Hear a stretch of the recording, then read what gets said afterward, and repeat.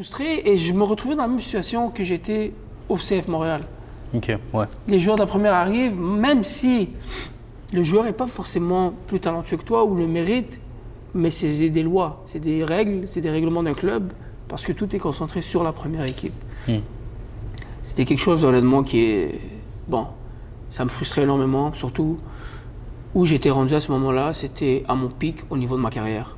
Okay, ouais. Parce que peut-être les performances ou mes stats n'étaient pas les mêmes que celles d'avant, mais en tant que joueur, j'étais complet.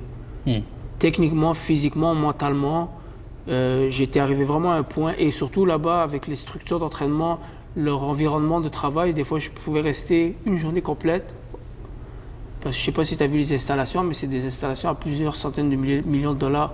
Je pouvais rester là-bas toute une journée.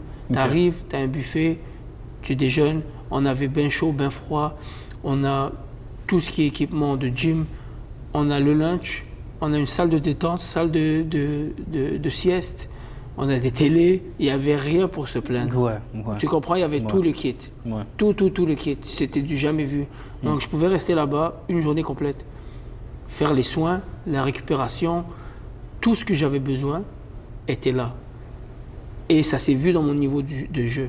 Ça ne répondait peut-être pas au niveau des stats et comment je pourrais dire, au niveau peut-être aussi de l'image, du bruit que j'ai fait la saison d'avant. Mais en termes de qualité, c'était là que j'étais à mon meilleur. Ça, j'allais dire, ça démarre plutôt bien, mais après, ça se complique un peu. Ouais. Puis tu finis échangé, si c'est ça? Ouais, ben, le Saint-Louis a racheté mon contrat. Ok. Ils avaient besoin d'un ailier. Moi, j'ai commencé à être pas trop content ou un peu frustré. Je me suis dit, bon, Saint-Louis aussi, c'était un challenge. Ils étaient en train de se battre pour les playoffs. C'était une autre division. Je voulais essayer aussi de jouer dans l'Est, de revenir dans l'Est comme avant. Et ils ont racheté mon contrat. J'ai accepté. Et j'ai été là-bas pour 6 mois. Très compliqué. Style totalement différent de jeu. Un coach anglais qui fait venir un joueur technique et de ballon, mais qui joue long et qui demande de faire des courses dans les couloirs et de faire des centres. Ah, ça c'est l'ailier, la longiligne, là, qu'on parle. Ouais, exactement. Ouais. Donc il demande complètement une autre... J'ai pas trop compris son idée de me faire venir. Okay. J'ai fait la différence à certains moments. J'ai été très malchanceux aussi. J'ai touché la barre, le poteau, 6 fois au total avec eux. 2 fois la transversale et 4 fois les bon, de l'histoire ancienne, mais c'était juste une anecdote. Je n'arrivais pas à comprendre sa stratégie de faire venir un joueur de ballon, mais que ta tactique, elle était tout ce qui est deuxième ballon, jeu long, de jeu dans la boîte, pour gagner des points pour faire les playoffs. Après, ça a été... bon, ça n'a pas marché, mais ça a été une belle expérience. Et je pense cette année-là, les Monarchs, en plus, ils gagnent le championnat. Et ouais, ça, c'est incroyable. C'est incroyable parce que cette année-là, en plus, je jouais.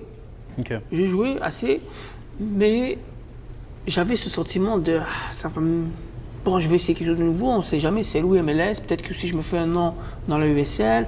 Tu vois comment je pensais? Ouais. Je me disais, MLS, si je me fais un nom dans la USL avec leur équipe, peut-être ils vont se dire, ah boum. Moi, je pensais à tout ça, mais on était solide avec Monarch cette année-là. Et après, ils vont jusqu'au bout et ils gagnent. Ça te fout pas la haine, un truc comme ça? Non, j'étais fier, j'étais content parce que j'avais une super relation. On avait un super bon groupe. J'avais une super relation avec les joueurs. On est même allé en vacances ensemble. On est allé à Las Vegas en vacances ensemble. On habitait tous dans le même bloc appartement. J'étais super fier pour eux, mais j'avais une haine en moi qui me disait, attends, si je reste, je suis champion quand même de USL. Ouais. C'est pas rien, un champion, il y a 40 clubs presque en USL. Tu finis champion, c'est quelque chose. Ouais, c'est quelque chose. Et puis après, il se passe quoi? C'est le Canada qui arrive? C'est le Covid. Moi, mon plan, c'était pas de revenir, honnêtement. J'avais un an USL, j'ai une certaine notoriété. J'avais pas pensé à venir au Canada. Et je pense que le Covid arrive, comment je pourrais dire, les frontières sont bloquées. On peut plus voyager entre Amérique, aux États-Unis et Canada. J'avais déjà eu en plus des bonnes propositions de contrat en USL, mais ça n'a pas marché. Après, il y a Winnipeg qui arrive. avec une année vraiment catastrophique où on fait un tournoi de 7 matchs. Ouais. Si je ne me trompe pas, 5 matchs ou 6 matchs. Ouais. Ce qui est tout à fait bulle, brouillon. On est dans une bulle. Bon, je marque un joli but. Je re-signe pour l'année d'après. L'année d'après, c'est le Covid. Encore, on arrive en retard. C'était flou. J'arrive, je me blesse dès les premiers matchs. Je suis out presque toute la saison. Je suis frustré. Donc là, c'est là que ça a commencé à descendre un peu. C'est vraiment la deuxième année à Winnipeg où j'arrive en retard. Après, c'est peut-être aussi moi qui a mal fait ma prépa, qui n'a pas aussi eu la même motivation que les années d'avant. Parce que je voyais peut-être que le bout en me disant que t'es en Canadien Première Ligue. Pour l'instant, je donnerais beaucoup pour avoir un contrat en CPL, tu vois. Ouais. Mais à ce moment-là, moi, je me voyais ailleurs. Parce que c'est une nouvelle ligue aussi. Exactement, c'était une nouvelle ligue. Ça faisait 1 an qu'elle était là. Maintenant, c'est établi. Il y a beaucoup de visibilité. Les contrats sont meilleurs. Tu vois ce que je veux dire? Mais à ce moment-là, moi, j'avais peut-être perdu cette rage ou cette dalle que j'avais. Et ça s'est peut-être vu aussi dans ma prépa ou dans ma motivation. Après, tu arrives aussi, deuxième entraînement, tu te blesses. Ouais. Ce problème de cuisse qui a commencé là, où je me blesse dans les premiers entraînements. Une relation qui s'est un peu aussi dissoute avec mon entraîneur de l'époque, où il n'y avait pas de communication, c'était plus cohérent, je me sentais plus vraiment dans le projet, l'équipe aussi qui perd, donc ça aide pas. Donc tourner la page sur Winnipeg. Mais t'as quand même vécu beaucoup de frustration dans ta carrière là, parce que tu me parles de même quand tu étais en USL, tu en as vécu, mais tu arrives aussi à Valour. Tu en as vécu, FC Montréal. En USL, c'était vraiment de la frustration parce que la saison que je fais en 2017-2018, où je marque, je pense, 9 buts, je fais 10 passes décisives, un truc comme ça.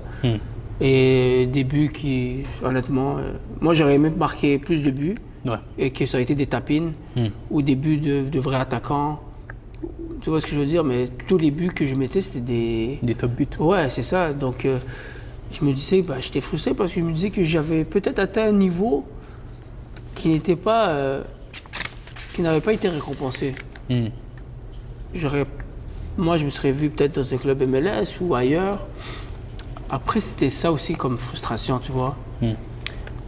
Mais ça fait partie du parcours, ça fait partie aussi de la personne. Puis après Valour, il y a Edmonton. C'est quand même un club qui vient avec des ambitions. Et puis après, il y a une descente brutale. À quel moment, toi, tu sens que ça va mal? Est-ce que tu sens vraiment qu'il y a une petite couille dans le potager ou pas du tout? C'est bien que tu en parles parce que quand tu baignes dans le milieu du foot et que tu signes à plusieurs endroits, tu commences un peu à comprendre, à saisir aussi. La sémantique. Exactement, les ambiances. C'est assez drôle parce que ça sentait déjà quelque chose. Tu comprends? Les pistes, elles tenaient plus. C'était plus juste. Ça goûtait plus bon. C'était un peu trop amer. Des fois, tu vois. On arrive, le coach me contacte. C'est un coach qui m'a vu jouer en USL et qui m'a vu jouer en Canadien Premier League. Il connaissait mes qualités. Il était prêt à prendre un pari avec moi, un gage, et me dire, tu vas te refaire ici, t'inquiète pas. Viens. OK. J'ai des échos aussi de joueurs de la Ligue qui sont très bons, qui s'en viennent là-bas. Donc j'entends, je parle avec 2-3 joueurs sans rien officialiser. OK, signe là-bas parce que je vais venir. L'autre signe là-bas. Et là, à l'annonce des contrats, je vois que c'est totalement différent. Donc ce qui s'est passé, c'est que le club a annoncé à la Ligue qu'il déclarait faillite à la fin de la saison et qu'ils allaient fermer toute opération avec la Ligue, et le club allait fermer ses portes définitivement. Donc, la Ligue allait payer les joueurs. Un contrat qui était salaire minimum autour, à part 2-3 joueurs. Parce que nous, on avait déjà signé notre contrat. Et ça, c'était laid pour parler au début. Et là, je vois que tous les joueurs qui m'ont donné des échos qu'ils allaient signer là-bas, en fait, ils se retrouvent dans plein de clubs différents. Là, je vois lui, il est là-bas. Je me retrouve, moi j'avais 27 ans. Et je suis un des joueurs, le joueur le plus âgé du club. Parce que la Ligue a décidé de prendre que des jeunes issus d'université, de les mettre sur un salaire qui était minimum, parce que c'est la Ligue qui paye, et de faire jouer un club comme ça. Brutal, la claque qu'on a pris au début. Moi, j'ai quand même réussi à marquer dans les premiers matchs, faire de bonnes prestations, mais on n'a pas gagné un match, je pense, après le 10e match de la saison. Ouais. Après, tu vois, c'est des bonnes performances. Là, ça commence aussi l'individualité. Tout le monde veut comme se faire voir pour l'année d'après. Tout le monde veut commencer à faire aussi. Et ça dénaturalise le foot, parce que le foot, c'est un sport d'équipe. Tu vois ce que je veux dire? Mais ça veut dire que toi, tu es là, tu veux redonner, parce que c'est ta dernière saison. Toi, tu veux redonner avec des personnes qui, en fait, ils pensent qu'à leur gueule. Ouais, c'est ça. Et moi, ce qui m'a vraiment aussi... Mais ça m'a amené une satisfaction personnelle, parce que j'ai vraiment vu qui j'étais. J'arrive à l'entraînement, et ça, c'est quelque chose que je prends beaucoup de fierté à dire. J'étais toujours motivé, j'avais une attitude qui était top, et les joueurs et le staff ne comprenaient pas comment quelqu'un pouvait arriver à l'entraînement avec cette énergie à chaque jour et vivre en même temps autant de frustration en match ou quand il est pas titu alors qu'il le mérite et tout. Ça, tu vois, je le prends comme une fierté. Je me dis, à la fin de l'histoire, moi, j'ai fait tout ce que j'ai pu. Et c'est ça qui est important pour moi. Parce que tu peux arriver à être toxique. Et moi, je pouvais être toxique. Ramener le plus de joueurs de mon côté, les monter contre... Tu vois ce que je veux dire? J'avais les capacités de faire ça. Et je me disais que j'allais être perdant à l'intérieur de moi. Parce que même si ça aurait été une forme de revanche ou de montrer qui... Je savais que je pouvais le faire. Je savais que je pouvais aussi amener certains coéquipiers de mon côté, diviser l'équipe, semer complètement le chaos. Mais je dis non, ça mène à rien. Parce qu'à la fin, exactement, ça sert à quoi? Exactement. Alors, quand tu te retrouves sans club, après Edmonton, est-ce que tu ne penses pas arrêter, tu penses vraiment à rebondir? Je pense à me soigner déjà. C'est vrai. Je pensais à... C'était chronique, c'était quelque chose qui revenait après un certain moment, où dès que je faisais moins attention à ma prépa. Ça arrivait à Valour et puis ça a continué à Edmonton? Exactement. Okay. Donc c'est quelque chose qui commençait à m'inquiéter parce que dès que je faisais pas attention à mes prépas ou à ma récupération, ça pouvait casser. Donc j'avais compris ça. Mais je ne le faisais pas, j'étais frustré. Je m'entraînais plus. J'étais frustré. J'étais perdu un peu. Mais je pensais toujours à continuer à jouer. Mais je ne savais pas où m'aligner. Je savais être à l'extérieur de Montréal. Est-ce que je suis prêt aussi à retourner complètement en bas de la chaîne alimentaire avec des contrats qui sont catastrophiques pour avoir la volonté de remonter encore, de remontrer pour courir après un autre contrat et c'est même pas sûr que tu vas l'avoir. Est-ce que j'étais capable aussi de partir en essai quelque part? Donc c'était vraiment, comme je t'ai dit tout à l'heure, c'était une tempête. Mais je pensais pas vraiment arrêter à ce moment-là.